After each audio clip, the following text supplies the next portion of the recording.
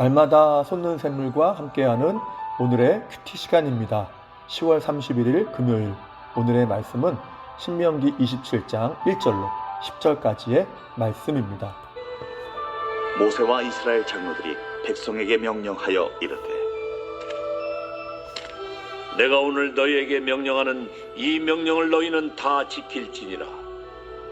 너희가 요단을 건너 네 하나님 여호와께서 네게 주시는 땅에 들어가는 날에 큰 돌들을 세우고 석회를 바르라. 요단을 건넌 후에 이 율법의 모든 말씀을 그 위에 기록하라. 그리하면 네 하나님 여호와께서 네게 주시는 땅, 곧 젖과 꿀이 흐르는 땅에 네가 들어가기를 네 조상들의 하나님 여호와께서 네게 말씀하신 대로 하리라. 너희가 요단을 건너거든 내가 오늘 너희에게 명령하는 이 돌들을 에발산에 세우고 그 위에 석회를 바를 것이며, 또 거기서 네 하나님 여호와를 위하여 제단 곧 돌단을 쌓되 그것에 쇠연장을 대지 말지니라. 너는 다듬지 않은 돌로 네 하나님 여호와의 제단을 쌓고 그 위에 네 하나님 여호와께 번제를 드릴 것이며, 또 화목제를 드리고 거기에서 먹으며 네 하나님 여호와 앞에서 즐거워하라. 너는 이 율법의 모든 말씀을 그 돌들 위에 분명하고 정확하게 기록할지니라. 모세와 레위 제사장들이 온 이스라엘에게 말하여 이르되, 이스라엘아, 잠잠하여 들으라. 오늘 내가 내 하나님 여호와의 백성이 되었으니 그런즉 내 하나님 여호와의 말씀을 청종하여 내가 오늘 내게 명령하는 그 명령과 규례를 행할지니라. 새로운 아침입니다. 여호와 에베네셀, 하나님은 우리의 도움의 반석이 되십니다. 창세기 3장을 보면 사탄은 뱀을 통해서 하와를 유혹하여 아담과 하와를 범죄하고 타락하게 합니다. 그리고 그들의 눈이 어두워지죠. 어떠한 눈이 어두워졌습니까? 하나님을 알 수 있는, 하나님의 뜻을 깨달을 수 있는 눈이 어두워진 것입니다. 물론 마귀가 교묘한 것은 뱀이 말한 것이 모두 틀리지는 않았다는 것이죠. 실제로 눈이 밝아졌습니다. 그런데 나쁜 쪽으로 밝아진 것이죠. 죄에 대해서 육신적으로만 밝아진 것입니다. 그리고 정작 가장 중요한 것, 하나님을 알고 그 뜻을 깨닫는 데는 어두워진 것입니다. 그래서 우리는 나의 힘으로 하나님의 뜻을 전혀 알 수 없게 되었다는 것이죠. 이제는 하나님이 보여주셔야만, 보여주시는 만큼만 알 수 있게 되었는데, 그 보여주시는 것이 무엇입니까? 이를 기본적으로 계시라고 합니다. 보여주신다는 것이죠. 이 계시를 본문에서는 율법, 명령, 말씀, 규례라고 표현합니다. 모두 성경 말씀을 가리키는 것이죠. 그러니까 가나안 땅에 들어갈 이스라엘 백성들에게 하나님의 뜻을 계시하는 말씀을 통해서 하나님의 뜻을 알게 하고 순종하게 함으로 하나님의 백성답게 살아야 함을 말씀하시는 것입니다. 본문을 보면 하나님은 백성들에게 주신 명령을 지켜 행하라고 하십니다. 1절에 이 명령을 너희는 다 지켜 행할지니라. 10절에서 그 명령과 규례를 행할지니라. 그러니까 하나님이 주신 말씀은 그냥 듣고 예 알겠습니다 하고 끝내는 것이 아니라 순종하게 하기 위해서 주셨다는 것입니다. 그런데 그 말씀대로 행하는 삶이 되려면 필요한 것은 그 말씀을 날마다 배우는 것이고 잊지 않는 것이죠. 그래야 순종할 수 있다는 것입니다. 그런 말씀을 배우고 잊지 않게 하기 위해 주신 방편이 무엇일까요? 본문 2절과 8절에 보니까 큰 돌들을 세우고 이 율법의 말씀을 그 돌들 위에 기록하는 것입니다. 왜 기록해야 합니까? 날마다 보고 되새김질 하라는 것이죠. 인간은 망각의 동물이기 때문에 자꾸 잊는다는 것입니다. 또한 죄성 때문에 말씀에 대한 본성적인 반감이 있어서 의도적으로 잊으려는 경향성이 있다는 것이죠. 그래서 필요한 것이 그 돌들의 말씀을 기록해서 꾸준히 읽고 듣고 배우는 것입니다. 가까이 하라는 것이죠. 그러면 말씀은 능력이기 때문에 내 안에서 역사하여 그 뜻을 깨닫게 하고 순종하게 하는 것입니다. 그러면 본문에서는 돌들의 율법을 기록해서 백성들로 보게 하시는데, 우리는 율법의 말씀을 무엇을 통해서 볼 수 있습니까? 바로 이 성경을 통해서 보게 되는 것이죠. 그래서 성경을 통해 말씀을 날마다 보면서 배우고 그 뜻을 알아가는 것은 너무나 중요한 것입니다. 하나님의 뜻에 대해 눈이 어두워진 우리가 하나님을 알고 그 뜻을 알기 위해서는 말씀밖에 없다는 것입니다. 그래서 말씀을 늘 가까이 해야 되는 것이죠. 여러분, 칼빈은 율법의 기능을 세 가지로 말했죠. 하나는 정치적 용법입니다. 범죄했을 때에 두렵게 하는 것이죠. 내가 이렇게 살면, 죄 지으면 지옥 가지, 하나님께 혼나지, 이러한 두려움을 준다는 것이죠. 억제한다는 것입니다. 또 하나는 신학적 용법이죠. 죄를 깨닫게 하는 것입니다. 그리스도가 없이는 소망이 없음을 깨닫고 십자가 앞으로 나아가게 하는 것이죠. 세 번째로는 성화적 용법이죠. 하나님의 뜻을 깨닫고 순종함으로 성화되어 가게 한다는 것입니다. 그래서 우리가 말씀을 가까이 할 때에 하나님의 뜻을 알게 되고 하나님의 뜻은 이것이니 너희의 거룩함이니라. 그 뜻을 순종할 때에 성화되어 간다는 것이죠. 여러분, 이스라엘은 하나님의 존재를 항상 인정했습니다. 그리고 항상 예배했죠.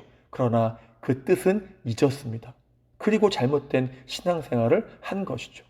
왜입니까? 명령과 율법, 곧 말씀을 멀리했기 때문입니다.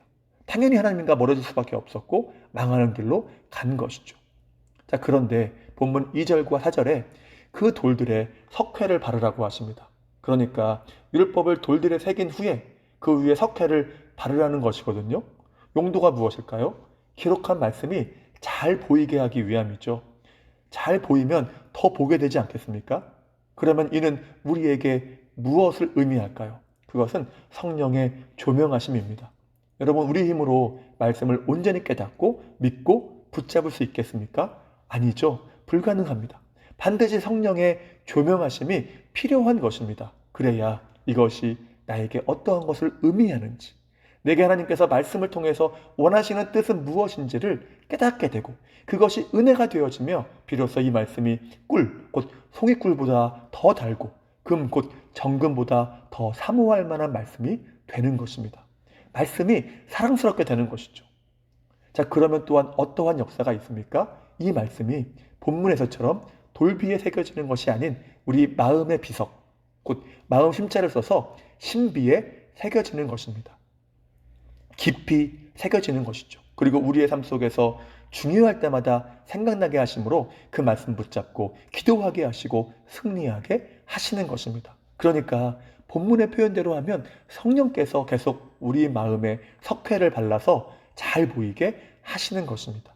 그래서 성경 말씀은 항상 성령과 함께 역사한다고 했습니다. 성령과 성경은 결코 분리될 수 없죠. 그래서 잠언 1장 23절에 이렇게 말씀합니다. 내가 나의 영을 너희에게 부어주며 내 말을 너희에게 보이리라. 나의 영, 성령이죠. 내 말, 성경이죠. 이 둘을 함께 주신다는 것입니다. 이 둘이 함께 역사할 때에 말씀이 능력이 되고 은혜가 되는 것이죠. 그러면 범사에 감사하라 라고 하셨으면 불평과 불만으로 가득 차 있던 사람도 하나님이 내게 이렇게 말씀하시는구나 하면서 회개하게 되고 그런 생각들을 죽이게 되는 것입니다. 그래도 나는 불만입니다 하지 않는다는 것이죠. 그렇게 사람을 성화시키고 변화시키는 능력이 있다는 것입니다. 특별히 우리는 이 말씀을 전체적으로 붙잡아야 합니다. 내가 좋아하는 부분만 볼 것이 아니라 모두 봐야 한다는 것이죠. 8절에 말씀하시죠. 이 율법의 모든 말씀을, 주님도 하나님의 입으로 나오는 모든 말씀으로 살 것이라 라고 말씀하셨습니다. 그래서 우리가 성경 3동 운동을 하고 있지만 성경을 처음부터 끝까지 모두 보는 것은 복된 일인 것입니다. 그리고 이어서 말씀하시죠. 분명하고 정확하게 기록하라. 여러분, 우리의 신비에 마음의 비석에 분명하고 정확하게 기록하려면 어떻게 해야 합니까? 왕도가 없죠. 계속해서 반복해서 그것을 보는 것입니다. 분명하게 새겨질 때까지 읽고 듣는 것입니다. 그러면 점점 분명하고 정확하게 각인이 되어가는 것이죠. 이제 말씀을 마무리합니다. 사랑하는 성도 여러분, 우리가 말씀을 붙잡는 것은 참 중요합니다. 왜냐하면 3절 말씀처럼 하나님은 주신 말씀대로 행하시기 때문이죠. 신실한 분이라는 것입니다. 이사야서 55장 11절 말씀처럼 내 입에서 나간 말이 헛되이 돌아오지 않는다. 성취된다는 것입니다. 그렇기에 우리는 주신 말씀을 마음의 비석인 신비에 새기고 또한 하나님을 경외함으로 순종하는 삶이 되어야 합니다. 그러면 하나님께서 주신 말씀은 신실하시니까 약속하신 은혜, 내가 인도해 줄게, 내가 보호해 줄게, 내가 채워 줄게, 내가 피할 길을 줄게 라는 은혜가 늘 임하는 역사가 나타난다는 것이죠. 그리고 그의 삶은 그 순종 속에서 거룩이라는 하나님의 뜻을 이루어가게 되는 것입니다. 여러분, 이러한 삶만큼 하나님이 그 원하시는 삶, 그리고 복이 되는 삶이 어디 있겠습니까? 이러한 은혜가 우리 안천의 모든 성도의 삶에 충만하시기를 주님의 이름으로 축복합니다. 기도하겠습니다. 사랑과 은혜가 충만하신 하나님 감사합니다. 우리가 날마다 말씀을 붙잡도록 도와주옵소서. 이 말씀이 아니면 어떻게 하나님의 뜻을 깨달아 알아서 하나님이 원하시는 삶을 살아가겠습니까? 그래서 우리가 말씀을 배우며 묵상할 때마다 성령께서 조명하시고 깨닫게 하셔서 온전히 말씀을 붙잡고 나아갈 때에 주님께서 약속하신 은혜로 모든 삶이 복된 역사가 나타나게 하시고 우리의 삶은 날마다 성화되어 갈 수 있도록 붙잡아 주시옵소서.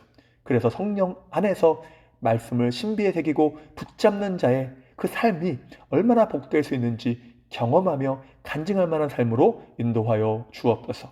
오늘 하루의 삶도 의탁합니다. 지키시고 보호하시며 필요한 은혜로 채워 주시옵소서. 다시 한번 주님의 은혜를 간구하오며 예수님의 이름으로 기도하옵나이다. 아멘.